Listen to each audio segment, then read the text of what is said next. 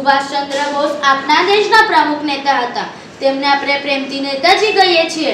તેમનો જન્મ ઓડિશાના કટક શહેરમાં 23 જાન્યુઆરી 1897માં થયો હતો.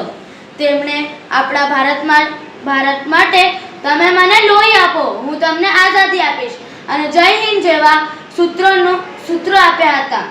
નેતાજીએ અંગ્રેજોના ગુલામીમાંથી આપણા ભારત દેશને મુક્ત કર્યું હતું અને ચાલો દિલ્હી જેવા નારા પણ આપ્યા હતા. આવા નેતા અને આવા સાહસી યુવાને મારા સત નમન. બાળ મિત્રો, આજે આપણે મહારાષ્ટ્રના પ્રમુખ નેતા બાલા સાહેબ ઠાકરેની જન્મ જયંતિની ઉજવણી કરવા માટે અહીં એકત્ર થયા છીએ. જેમની જન્મ જયંતિ 23 જાન્યુઆરી ઉજવવામાં આવે છે. બાલા સાહેબે 1967માં શિવસેના નામના પક્ષનું સ્થાપન કર્યું હતું.